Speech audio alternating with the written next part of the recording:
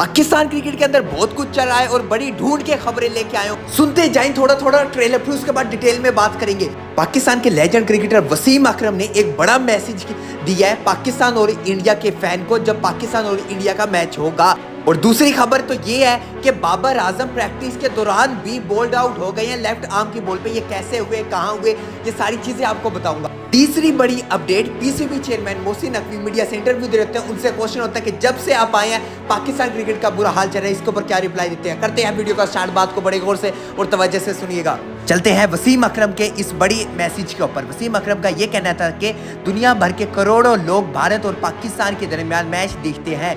ये मुकाबले हमेशा दिलचस्प होते हैं, लेकिन ज़रूरी है कि खिलाड़ी और तमाशाई नज़्म ज़ब्त कायम रखे और हद पार ना करे। उन्होंने मजीद ये कहा कि दोनों मुल्कों के अवाम अपने अपने वतन से मोहब्बत करते हैं, लेकिन हुब्बुल वतनी का मतलब ये नहीं कि खेल को खेल के दायरे से बाहर ले जाया जाए। अगर भारतीय अवाम अपनी टीम की हमायत करते हैं तो पाकिस्तानी शायकीन भी ऐसा करेंगे। और वसीम अकरम इसके साथ साथ बोले कि दुबई के अंदर फिजा खासी गर्म हो सकती है, ताहम उन्होंने जोर दिया कि ना खिलाड़ी और ना ही शायकीन हद से आगे बढ़े। ये वसीम अकरम का मैसेज था फैंस के लिए और ये बड़ा ज़रूरी वसीम अकरम का मैसेज था, क्योंकि हम सब लोग जानते हैं कि ये वार के बाद पहला मैच होगा पाकिस्तान इंडिया की वार के बाद, क्योंकि इससे पहले WCL के अंदर कोई मैच पाकिस्तान वर्सेस इंडिया का नहीं हो पाया, विड्रा कर दिया गया इंडिया की तरफ से। तो ताहम ये मैच बड़ा इंपॉर्टेंट होगा और क्राउड भी होगा, इसके अंदर खिलाड़ी भी होंगे आपस में। तो इस मैच के अंदर कुछ भी आप पॉसिबल कर सकते हैं, फैंस से भी उम्मीद कर सकते हैं, खिलाड़ियों से भी उम्मीद कर सकते हैं, बहुत सी चीजें हो सकती हैं और दरमियान के अंदर कोई और भी आ सकता है। ये सारी चीजें बताना बड़ा जरूरी था पाकिस्तान और इंडिया के फैन के लिए। और वसीम अकरम ने ये स्टेटमेंट पहले ही जारी कर दी, क्योंकि वक्त बड़ा करीब पहुंच चुका है। 14 सितंबर को पाकिस्तान वर्सेस इंडिया का मैच होगा और वार के बाद किसी एक प्लेटफॉर्म के ऊपर पाकिस्तान इंडिया एक जगह खड़ी होंगे और खेल रहे होंगे। अगर क्रिकेट के पॉइंट ऑफ व्यू से देखें तो ये सबसे अच्छा मैच है, लेकिन अगर हम दूसरी तरफ चले जाएं तो ये सबसे खतरनाक भी बन सकता है। क्योंकि ये रिमाइंडर बात करवाता चलूं कि जिस शहर के अंदर जब मैच हुआ पाकिस्तान इंडिया का तो वो पूरा शहर ब्लॉक होता हुआ नजर आया है। चाहे आप अमेरिका के अंदर बात करें, ऑस्ट्रेलिया के अंदर बात करें या फिर UAE के अंदर बात करें, और ये मैच दुबई के अंदर खेला जाएगा, दुबई स्टेडियम के अंदर, तो वो पूरा शहर ही ब्लॉक होता हुआ नजर आता है। इस बात को इख्तिताम करूंगा कि ये मैच क्रिकेट के पॉइंट ऑफ व्यू से हमें देखना होगा, ना कि पॉलिटिक्स दरमियान के अंदर ले आए। अब चलते हैं सेकंड मोस्ट इंपोर्टेंट बात कि बाबर आजम यंगस्टरों के साथ प्रैक्टिस मैच खेल रहे थे और बाबर आजम ने बड़ी अच्छी प्रैक्टिस भी की, बाबर आजम ने बड़ी अच्छी शॉट्स भी खेली, बाबर आजम बड़ी अच्छी परफॉर्मेंस भी कर रहे थे। मैच के दौरान की बात कर रहा हूँ, और बड़े अच्छे बाबर आजम ने छक्के लगाए, चारों तरफ नजर आए, बाबर आजम ने यंगस्टरों को लगाए। चाहे आप ऑफ की बात करें, लेग की बात करें, हर तरफ से बाबर आजम के छक्के नजर आए। लेकिन बाबर आजम को सेम एक ही बॉल, बाबर आजम को अंदर आने वाला बॉल, फिर दोबारा बाबर आजम यंगस्टर की बॉल के ऊपर आउट हो गए। और यंगस्टर कोई बड़ा बॉलर नहीं था, ना कि PSL का बॉलर था, एक आम क्लब के लड़के थे जिन्होंने बाबर आजम को आउट किया। तो ये चीज़ें बड़ी हमें ध्यान से देखनी होंगी। अगर बाबर आजम की फॉर्म की बात करें तो बाबर आजम की परफॉर्मेंस है, लेकिन बाबर आजम को क्यों नहीं अंदर वाला बॉल समझ आ रहा, ना तो वेस्ट इंडीज़ में समझ आ रहा था और ना तो अब लोकल प्लेयर जो कि बाबर आजम को प्रैक्टिस के दौरान करवा रहे थे बॉलिंग, ना बाबर आजम को वहाँ समझ आए, बाबर आजम वहाँ भी आउट हो गए।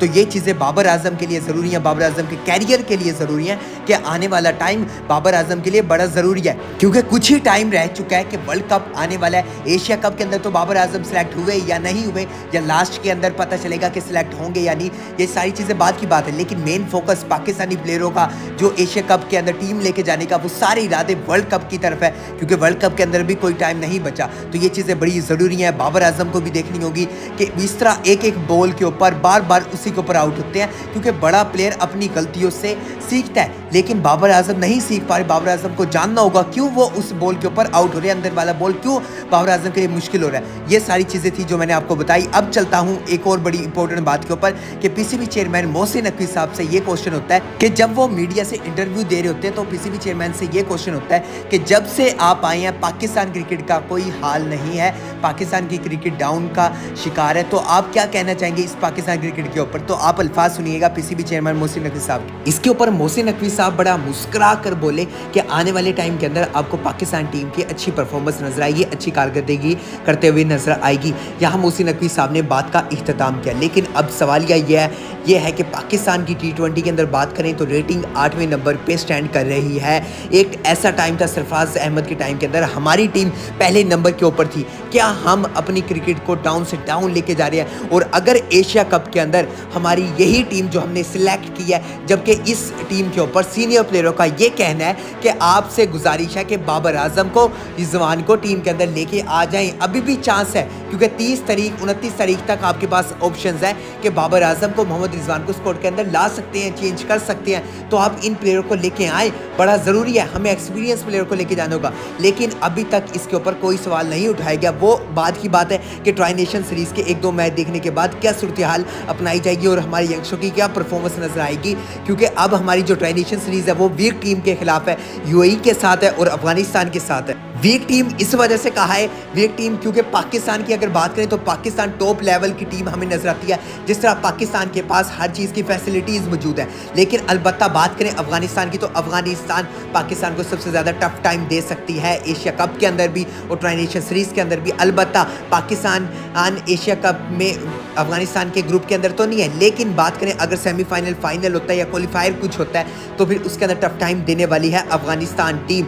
लेकिन ट्राई नेशन सीरीज़ के अगर पॉइंट ऑफ व्यू से देखें तो ट्राई नेशन सीरीज़ के अंदर अफगानिस्तान के पास बॉलर बड़े शानदार मौजूद हैं और जिस तरह कैप्टनसी करते हैं राशिद खान, वो अनबिलीवेबल है। क्योंकि राशिद खान के पास जिस तरह का तजर्बा है, जिस तरह वो क्रिकेट खेल भी चुके हैं पूरी दुनिया के अंदर, तो वो सारी चीज़ों को जानते हैं और बड़ा क्लोजली इन चीज़ों को देखते हैं कि कैसे उन्होंने अपने बॉलर्स को लेके आना है, कैसे बॉलर्स को लेके जाना है और कैसे बॉलर को मैदान के अंदर उतारना है, किस माइंडसेट के साथ उतारना है और फिर क्या बैट्समैन को प्लान देना है, किस स्कोर का प्लान देना है। तो ये सारी चीज़ें हैं। अब बड़ा क्वेश्चन मार्क है सलमान अली आगा की कैप्टनसी के ऊपर कि सलमान अली आगा कैप्टनसी कैसी करेंगे। क्योंकि सलमान अली आगा की कैप्टनसी की बात करें तो अभी तक बेहतर रही है। आप इस तरह नहीं कह सकते कि सलमान अली आगा की बुरी कैप्टनसी रही है। सलमान अली आगा अपनी टीम के लिए बड़ी एफर्ट करते नजर आए हैं। लेकिन वो एफर्ट अगर आपका दिन ना हो, आपकी परफॉर्मेंस ना हो, तो उस एफर्ट को भी कोई नहीं देखेगा कि आपने बॉलर्स को किस तरह प्लान बताया, क्या नहीं बताया, आप बॉलर्स को लेके आए या नहीं आए।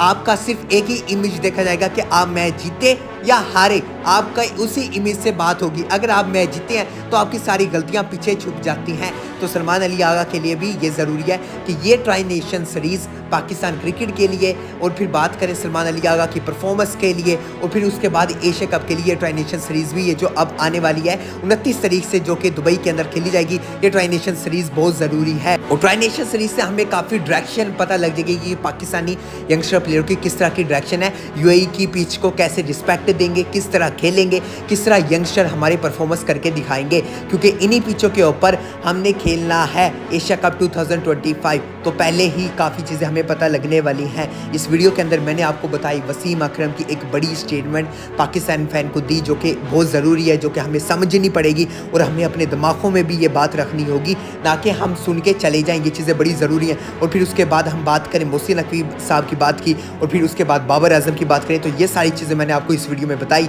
अगर आपको वीडियो अच्छी लगी है तो फिर लाइक लाजमी करिएगा। मिलता हूँ आपसे अगली वीडियो में, तब तक के लिए अल्लाह हाफिज़।